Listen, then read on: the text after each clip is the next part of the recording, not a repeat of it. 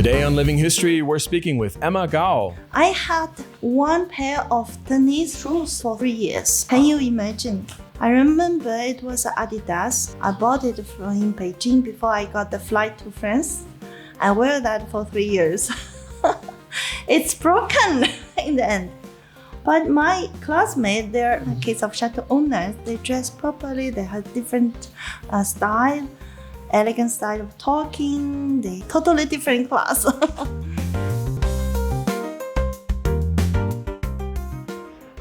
Today on Living History, we're speaking with Emma Gao, who helped put Chinese wine on the global map. She and her father were involved in the very early days of winemaking in Ningxia, and early on, Emma went to Bordeaux to study and train as an oenologist. She and her father founded Silver Heights Winery in 2007, at a time when few understood that world-class wine could come from China's Helan mountains. Over the years, Emma has built a reputation as one of China's most respected and awarded winemakers, and she's played a major role in changing perceptions of Chinese wine, not just abroad, but also in China. Her wines are now poured in top restaurants across Europe, the US, and Asia. And about how we got here, her journey from Bordeaux to Ningxia, and her memories and experiences, we're delighted to speak with her today. Emma Gao, welcome. Hi, Grace. I am so curious. Your father and you guys started winemaking in the 1980s. I believe he was a tea farmer. How did it all start? Yeah, I believe that Ningxia has the future for wine. In that time, Ningxia is far away from city side, but we have very lucky clean air, blue sky, and very stonish sandy soil because we are nearby the Gobi Desert. Meanwhile, we have 70 lakes because of ice age. Some water keep maintained here, so we have a beautiful biodiversity here. We have a very famous sand lake you probably know of, Ningxia, attracting 1 million of birds every year to immigrate here. So this perfect climate, that time my father see the future could be a good wine region. So my father used to work abroad for other industry, for textile. So he could see the wine and he appreciated wine culture. So he was romantic and sent me to abroad to study in France. There was at that time, I think, the Yellow River irrigation project that changed a lot of Ningxia. How did that influence you guys? Yeah, Yellow River is very important. It's our mother flow to give the life. So we have very lucky some area for irrigation for rice and goji berry, some apricot, watermelon, a beautiful peach. But still it's a very small water resource because of only 200 milliliters of rainfall here. But this is perfect for grape wines growing rather than other agriculture. In that time, Ningxia developed a very good industry for coal, purify and digging the coal.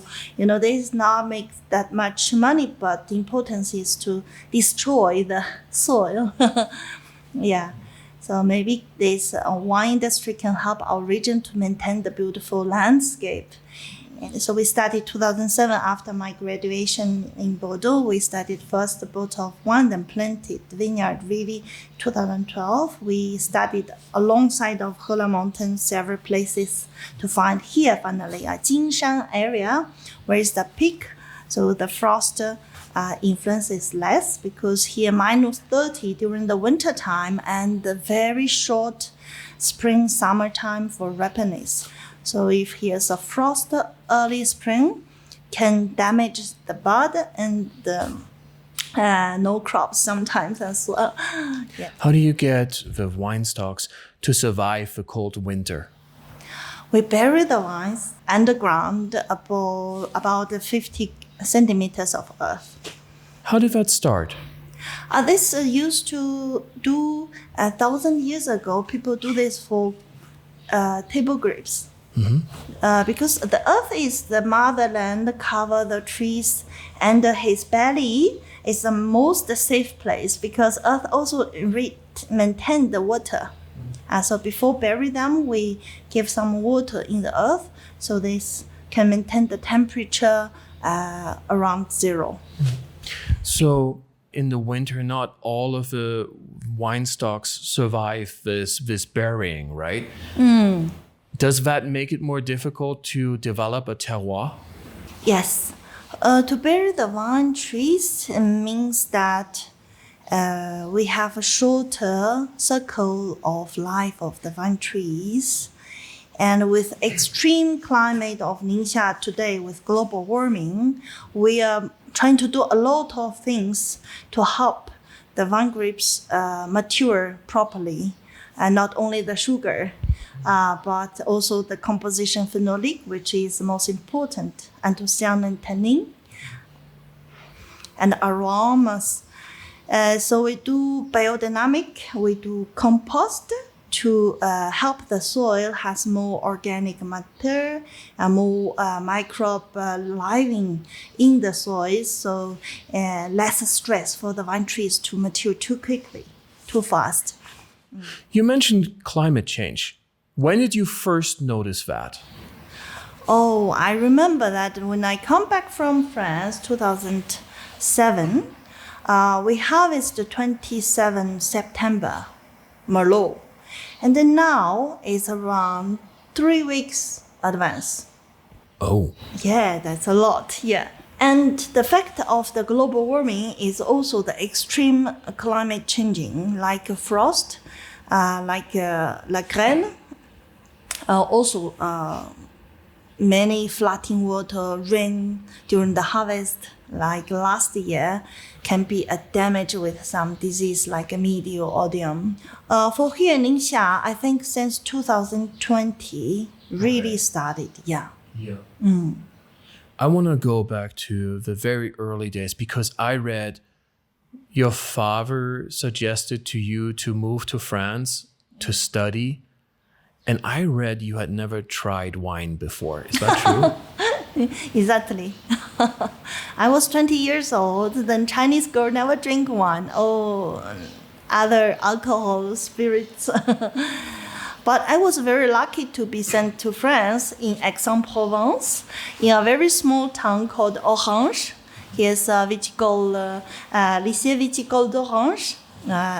So some classmates, we after study, we gathering together for traveling to all the wineries because we're nearby the Châteauneuf-du-Pape to visit and taste the wine. So I started to love wine with a white wine Châteauneuf-du-Pape. Yeah, with 15 different variety blended. What year was it when you first traveled internationally? 1992.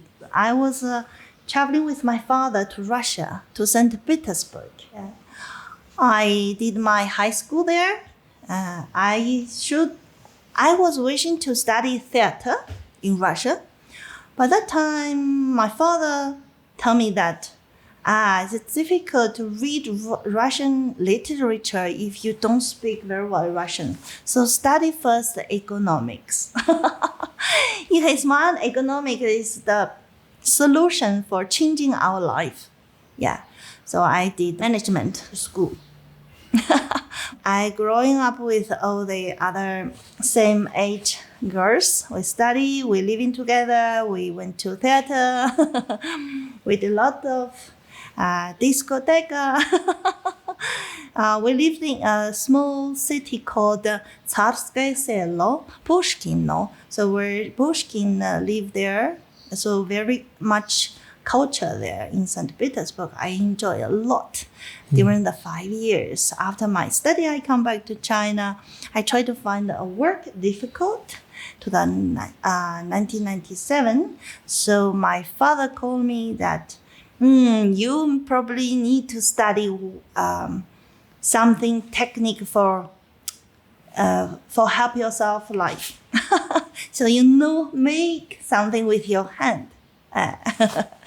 So I asked, what? My father said, wine. I said, wine? I don't drink wine. What is wine? Where to go? France. Okay. Because France always give us the impression of beautiful country, perfume, good food, romantic gentleman. Yeah. So I did agree. I studied 4 months in Beijing for intensive French preparation. So I got the I got the visa from Ambassade France, and invitation of Lycée Viticole d'Orange for 1 year training for adult. During 1 year training, it's a little bit paranormal about wine tasting, viticulture, commercial du wine, and visit some wineries. So we have occasion to know other students. And then after 1 year study, I realized that I know nothing about wine, about winemaking. So what should I continue before I go back to China for help my father to making wine? Because my father at that time already planted a vineyard, 300 hectares with a government project in Ningxia. Yeah, he's working a lot with a motorbike every day, like a technician person, inviting people to visit because they know nothing about viticulture themselves, first time in their life. So they invite inspector, they visit other region, they visit France, Germany, Italy to come back to try. So my vocation is to making wine. So I applied la faculté oenology de Bordeaux after my year in Orange, and write a letter that my poor region, less rain, but could be a good region of wine. So I wish to study winemaking and change the life of my region. So the school accepted me. I was very lucky. Before study the theory, we should have 1 month of practice. I've been in Chateau Calon-Ségur for my very first stage. You know, Chateau Calon-Ségur is the 3rd Grand Cru Classé. It date from 17th centuries. Very old family, very old method. I get in there to study with oenologue and laboratoire.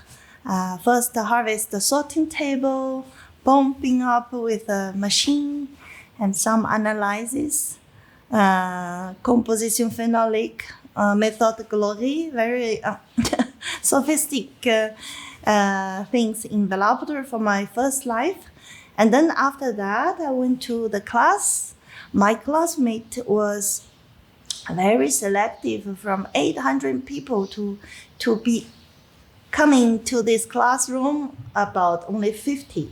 Imagine all over the world. Yeah, all over the world. Of course, with the difficulty of language and no background, I was failed my exam of first year. I doubled my first year. Yeah, it's not a bad thing actually to give me another year chance to well learn the things. Yeah. I was very lucky to meet a good teacher, and people were in the winery working together, my maître de chai, to teach me a lot how to make one sophisticated wine with details, with measurement and very deep theory background. So after my study, I come back to Ningxia with my father to make first bottle of wine.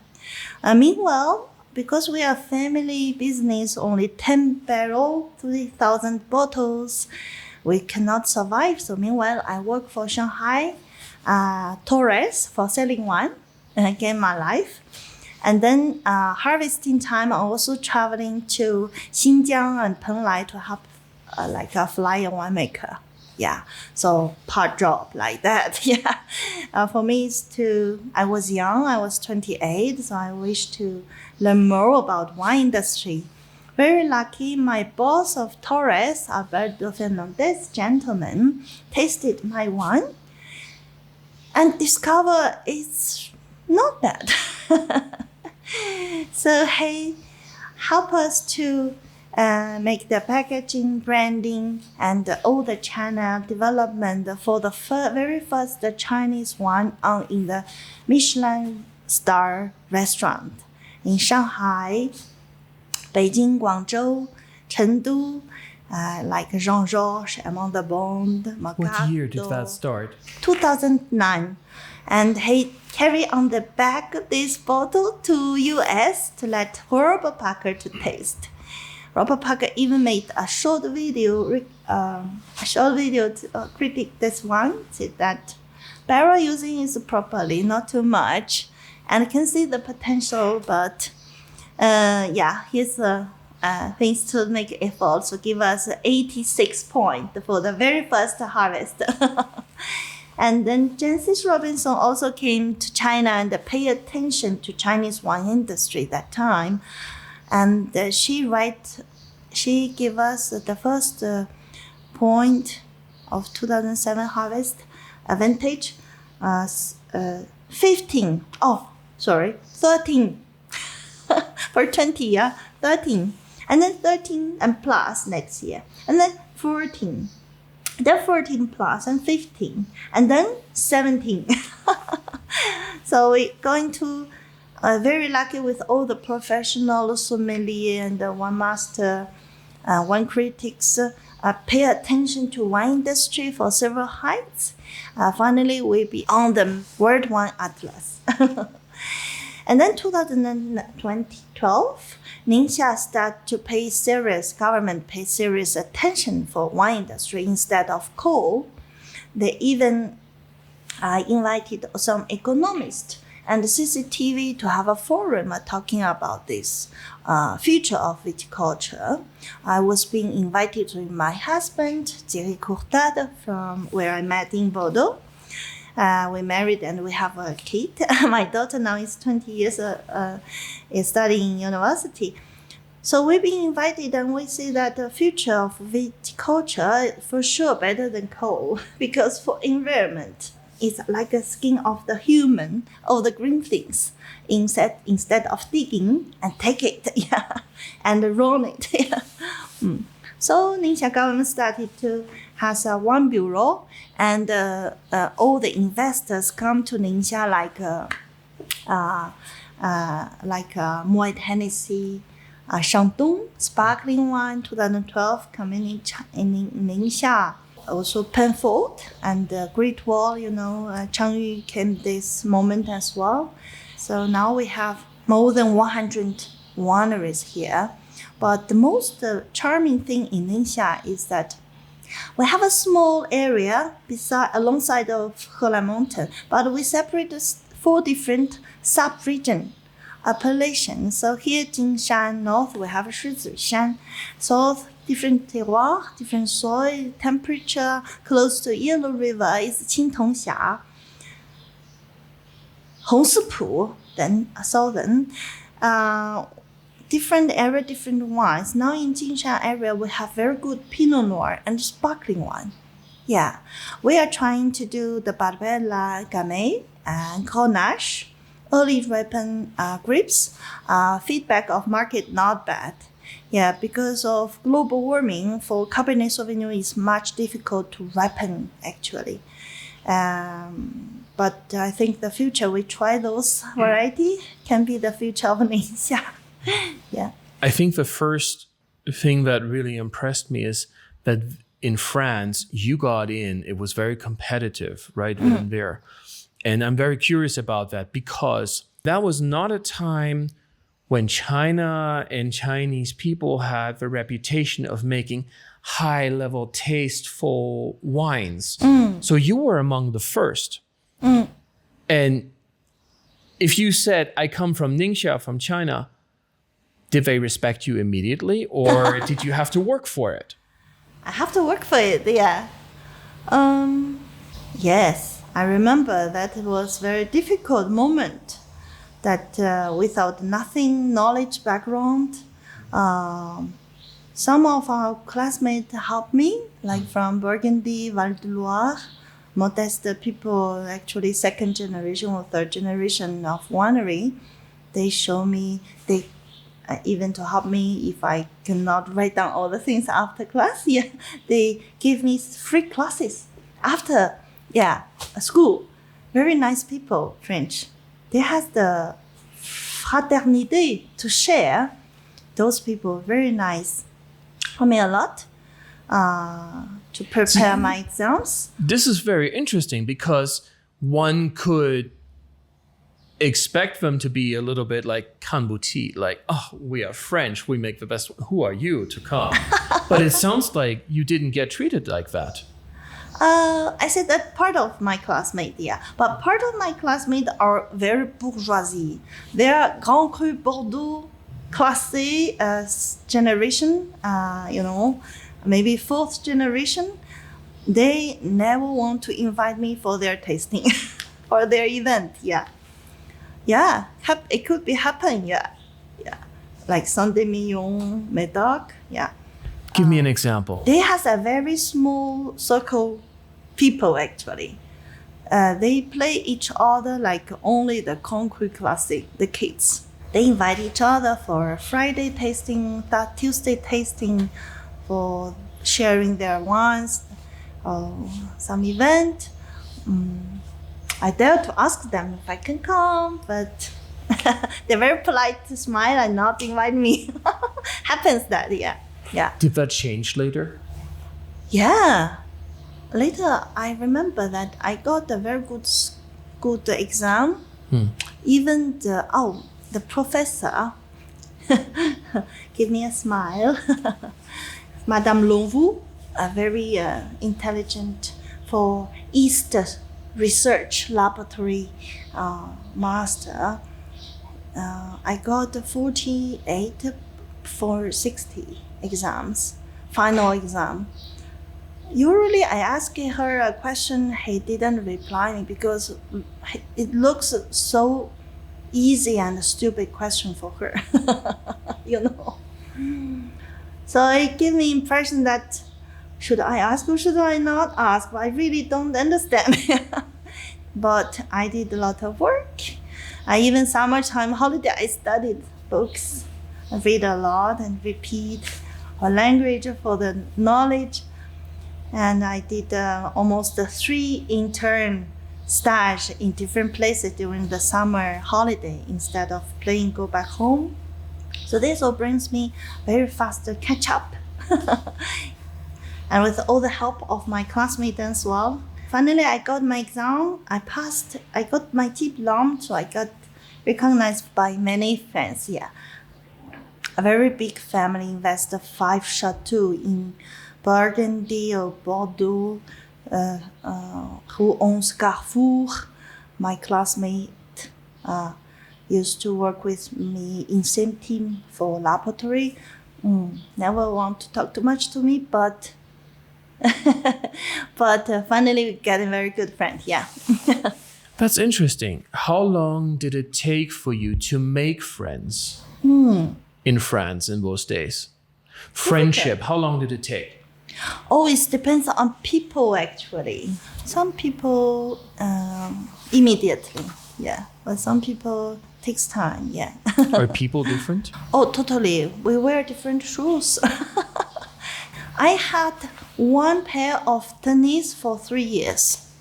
Can you imagine? Yeah. I remember it was Adidas. I bought it in Beijing before I got the flight to France. I wear that for 3 years. It's broken in the end.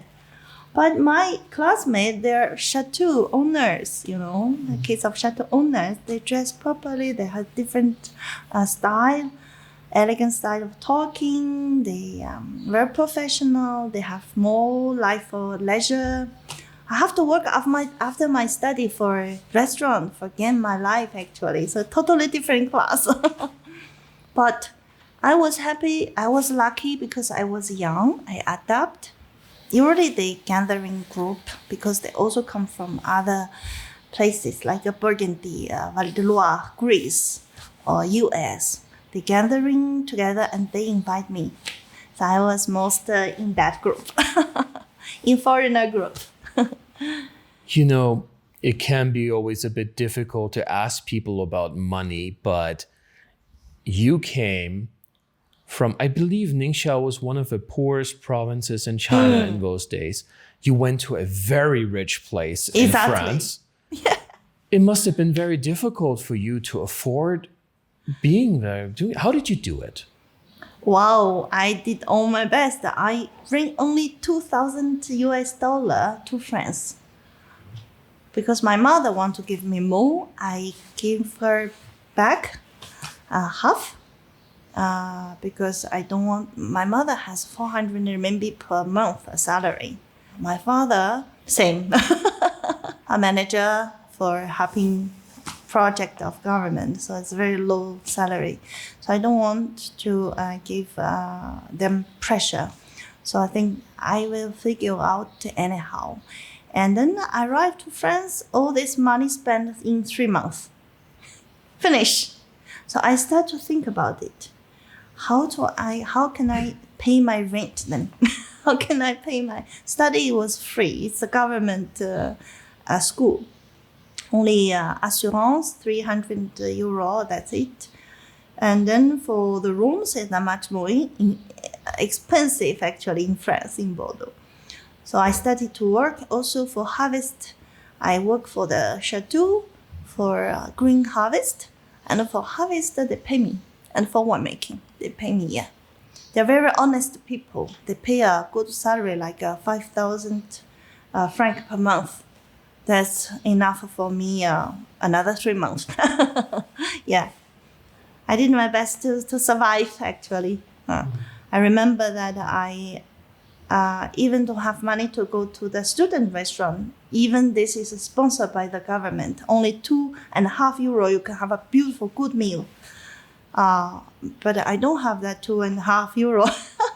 I did what I did to Lidl to buy some vegetable I cook and bring to school. Lunch I eat with them together, but I bring my things. Yeah.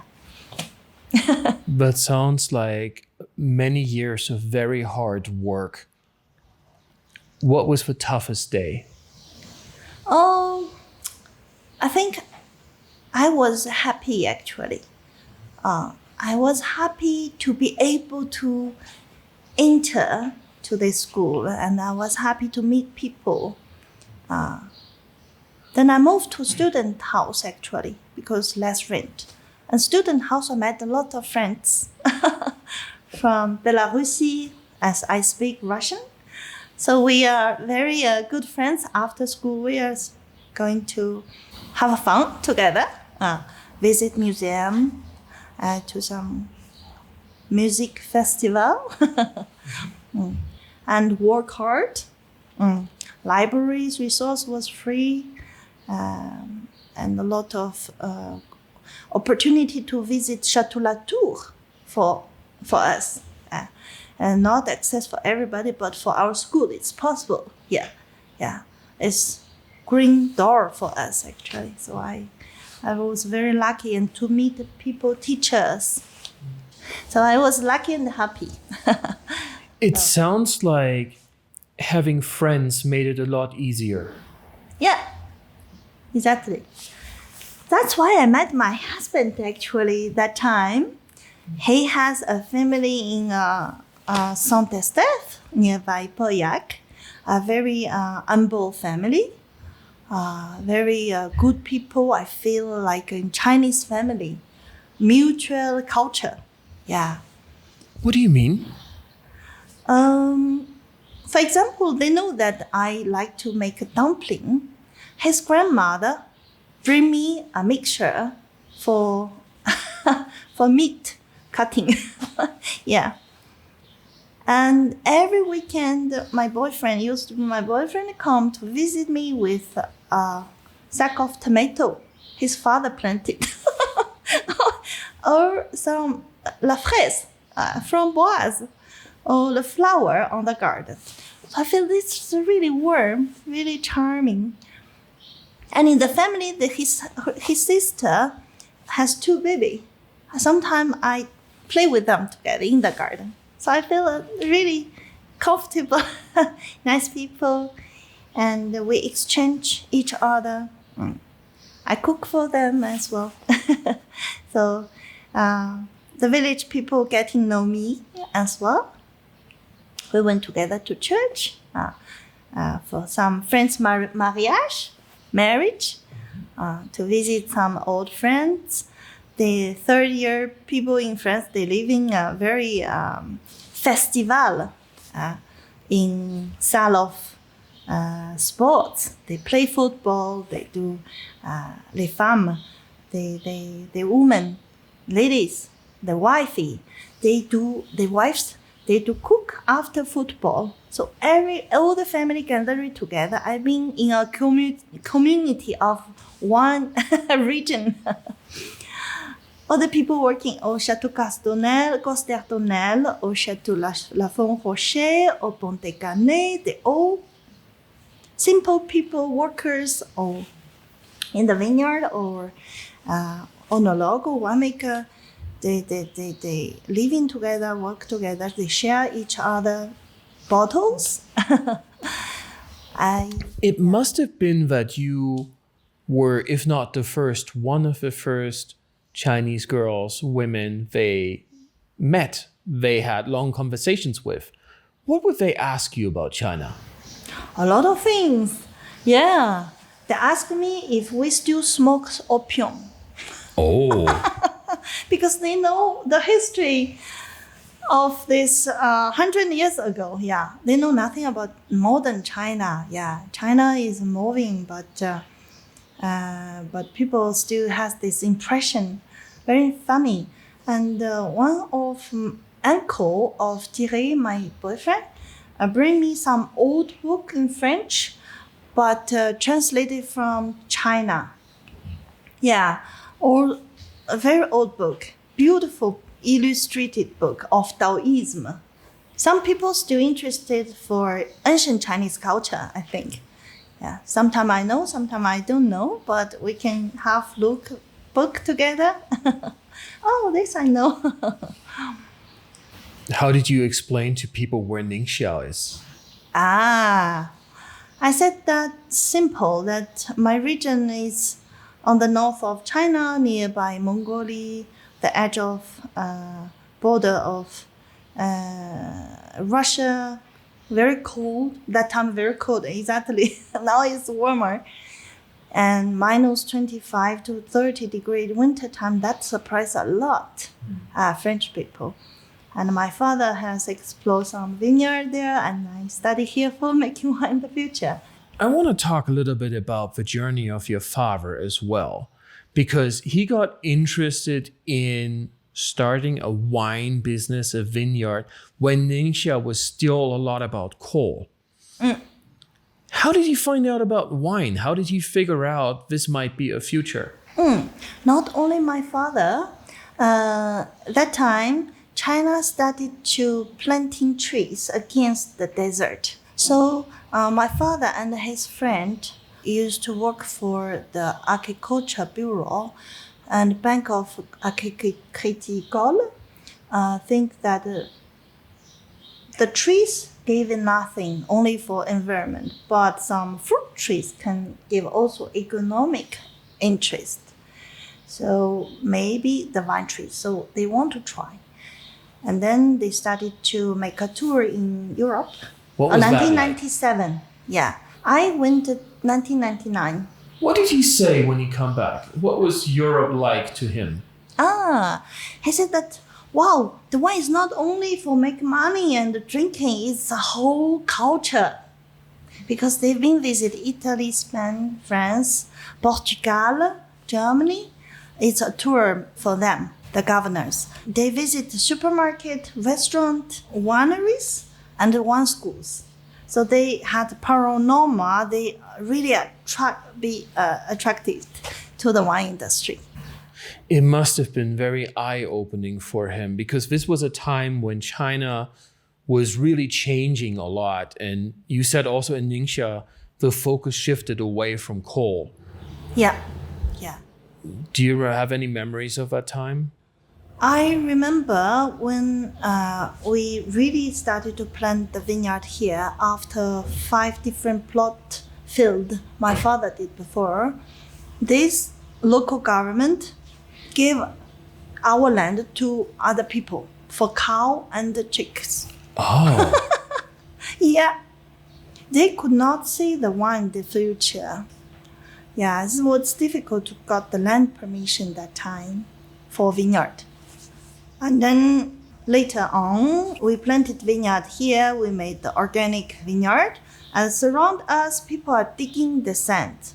I remember we did a lot of letters to the government and called the police. Then in the end, who helped us? That media. I heard something like you work with a French embassy also. Oh, yeah. Our first little carriage winery was in the city because the city expanding and our vineyard is become to inside of city. So, of course, people want to take the land for immobilier, for building. And the government with the immobilier company come to us to take it immediately, even gave us any delay. Yeah. Every time they come, I was making wine, cool down. We don't care. And they go. My father talked to them slowly. And one time, very lucky that French embassy want to visit us to taste our wine. And then we prepared a tasting table outside our little garage winery. My daughter dressed a little Chinese traditional dress. She was 7 years old. Then my daughter took the hand of embassy to show her animals, a little rabbit, little horse. It's a diversity that they amazed. That was open the eyes with very serious people. They was forgot about one, was amazed by this place. And then they say, oh, Emma, my daughter also called little Emma. Emma, you were living a paradise. Here you have a paradise. My daughter said, but unfortunately we're going to lost it. And then after they come back to ask us with my husband, what happened?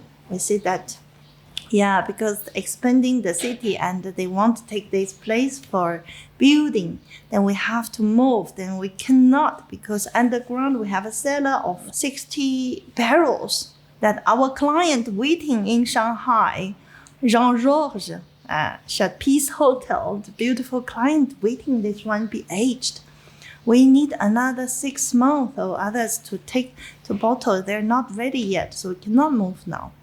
Then embassy gave us a name card to my husband, Thierry Courtat, that if you need to write us an email. So he write an email later because people come to bother us every day and write that we wish to keep it. And then embassy write 2 letters to mayor of Incheon saying that it's a good thing to maintain a vineyard in the city for showing Ningxia people the wine culture. And Family Gao wish to make a better image because it was a poor building inside of city, looks like nothing. Then they have high buildings surrounding us. Yeah, so with this letter, mayor said, okay, he signed, keep it, but you make a museum culture center. Wow. Yeah. So that's why we invested.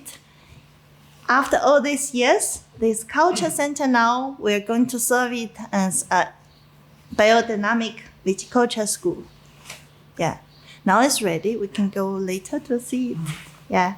It's quite big, 3,000 meters square, with vineyard still maintained there. Biodynamic garden with preparations, so we can give some training to our neighbors there, or other wine region from Shangri-La, from Shandong. Many young farmers, they want to know what is about biodynamic. Oh, that's interesting. So you are now inspiring other farmers in China to learn also what you learned in France. Yeah. That's fascinating. How is it changing Shandong wine? Shandong wine is much better compared to 15 years ago. Yeah. I think Chateau Lafite Longdai did a lot of the effort there, and also other wineries. They do quite good white wine and different styles. Yeah, I tasted and not long ago. Beautiful. I think it's a good climate for white wine. Yeah. You know, it really sounds like your daughter has a career in diplomacy coming. Yeah, my daughter is interesting personality. She like me, like art, but she study oenology is the next step. Yeah, she first to build up her own global knowledge of art, philosophy, things like that. I think it's good also for the wine business in the future, because we are not farmer. We here take care of the land, working with the people, but also selling wine. It's a vocation to have some perception of beauty. Yeah, and also the taste of wine. It's like artist. Yeah, the very personal taste. So a good taste is depending what you say, your perception. Yeah, I think art is good for her training first. Yeah, you're building a dynasty. Like the French families that you were talking about. Yeah.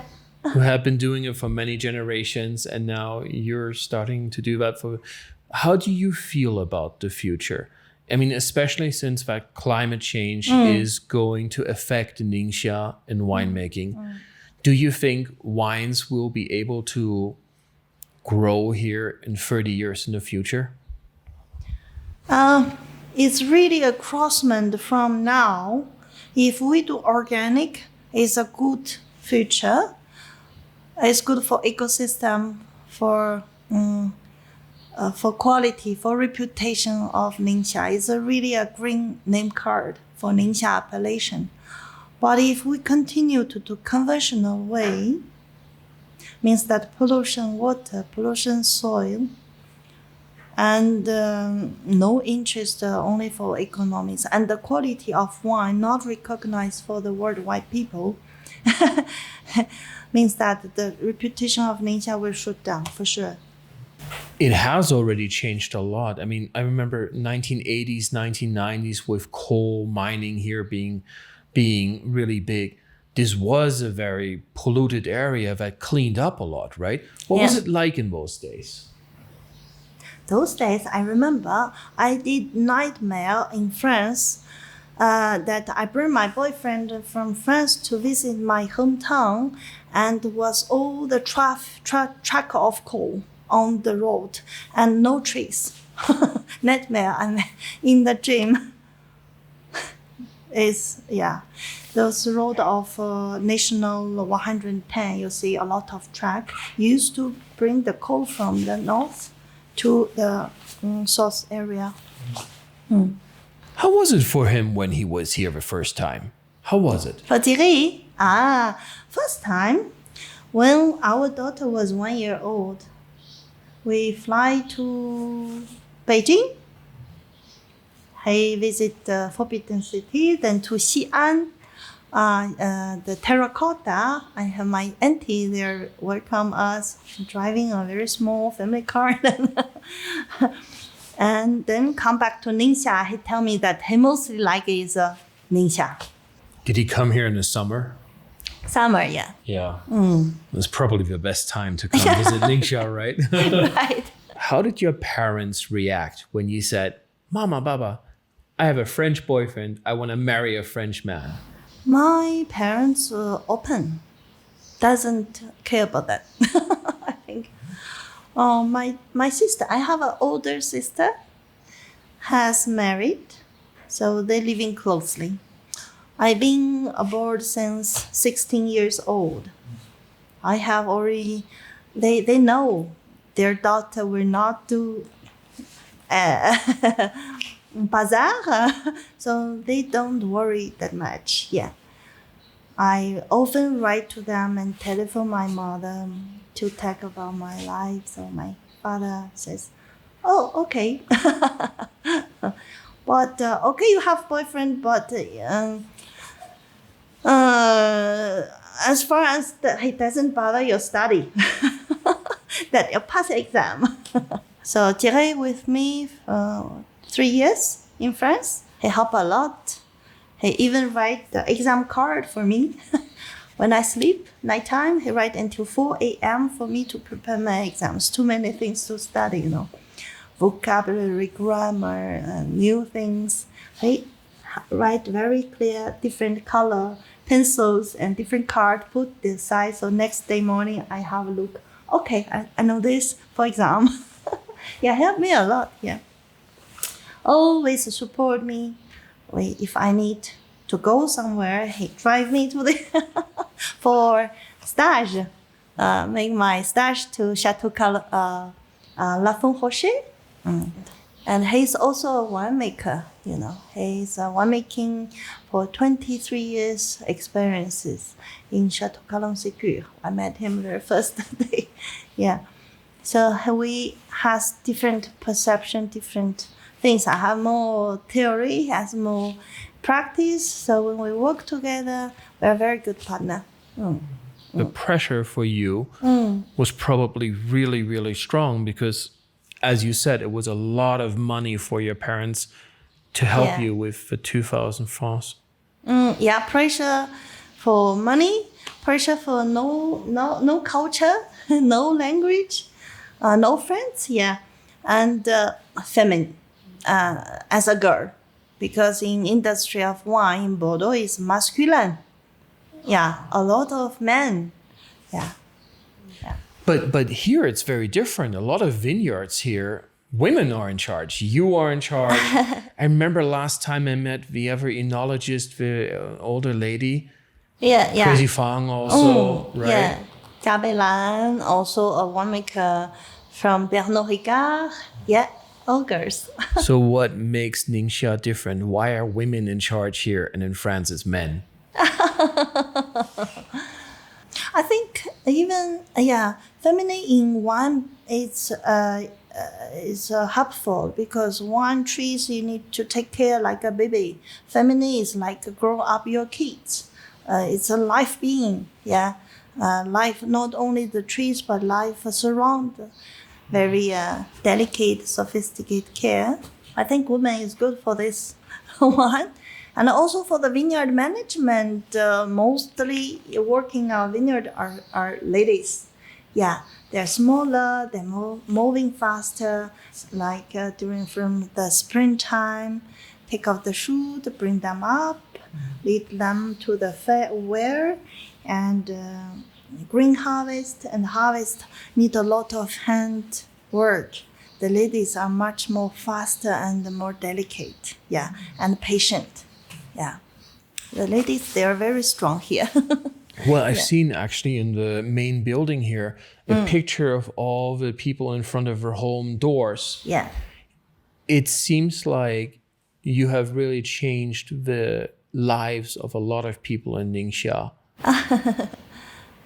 Is that a correct impression? Yeah, correct. Tell me. Yeah, I remember that 20 years ago here, people working in the vineyard are village people. They has a big family of 4 kids, and they take care also both parents, like 8 in family, and only one to have a salary. Very small salary, 3,000 RMB for 8 people living in a family. Maybe the kids are students, they are going to school. Yeah, so they really save their expense, work a lot, no weekend, hard work. Yeah, and they bring mantou, a steamed bread for their lunch, and some water. That's it. and they very difficult. But now you can see they come to work driving a car. Everybody, or their bicycle, or their tuk-tuk. So there has more, I think freedom also to have weekend, to being with their family, and they're happy, working, smelling, talking, gossip. We can feel that, yeah. Take care of themselves, or skin, yeah. Were you the first girl from this area to move abroad when you went to Russia? I think so. So young, yes. My father always tell me that look at the train, because we took train to Russia for 7 days and 7 nights, from Beijing to Moscow. Whole train, I was the youngest kid. My father, look at the train, who is the youngest? From China, come to Russia. I look, oh, me. We arrived late evening, come out from train station. I saw his tramway, electric bus on the road cross, and the road was damaged that time in Moscow train station. And winter time, we arrived November, 2 days before my birthday. I was young, a girl. People curious about me. They invite me to visit them. I got very good friends in school. Yeah. I was smaller. They're so high. They're white people, high and beautiful. The ladies. They're very nice. And I remember to learn language. I prepared 1 year learning language in Moscow. All Chinese classmates. And in the building, whole country from Africa, India, Sri Lanka, or Bangladesh, Chinese, each floor different color. We are very good people, good friends actually, to talk English instead of Russian, because we are just in the school. I stayed 1 year there. It sounds like your father very early on was very committed to changing his life situation. Why? Why was that a big goal? Many people ask me this question. Yeah. My parents want us change the destiny, not like them. To have more opportunity to learn, to know, to look around the world. Yeah.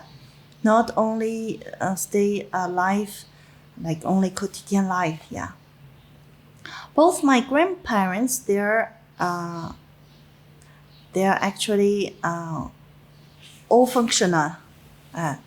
All functional. They've been working in the technique department in the government. They're very knowledge people. If they are living now, they're more than 100 years. Yeah, they write very good. They're from family, quite knowledge family. Yeah, I think my parents want the kids continue, not live a simple life like that. Yeah, so vocation. As me and my sister, I has a strong character, very open, and tough. I can survive any occasion, I think. So my father confidence in me to put me aboard. I think, yeah. So living in a different country makes you realize what you can solve by yourself.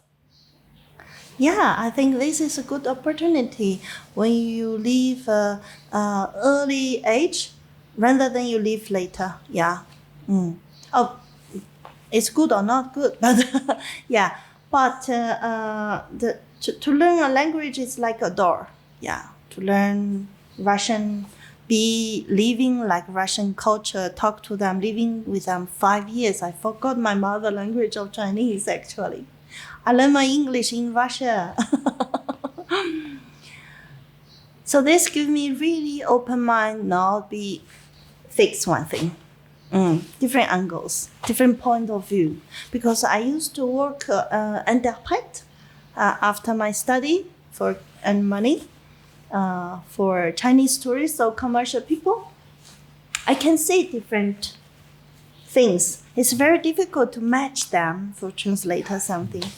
But with this job, develop my sense to have to put them together. I want to ask you one more question about that. China today is very different from China in 1992. Do you still think that young Chinese people should live in other countries, study in other countries, or because China has changed, it's no longer important? I think China did during 20 years send the kids to abroad a lot to study. They now come back or they stay there, I don't know. But I think it's good thing for education, yes. But it depends. Some my friends are studying China. They are more traditional study here. They are more traditional Chinese culture based. Also very good. I think that I'm like a horizontal, yeah. For communication is okay with people. For helping working business is okay. But for traditional Chinese, they can be deep in one thing, to dig in the culture things. Yeah. I know some artists, Chinese local artists. Yeah. 20 generations to study to culture family. Yeah. They are very knowledgeable people that I don't have.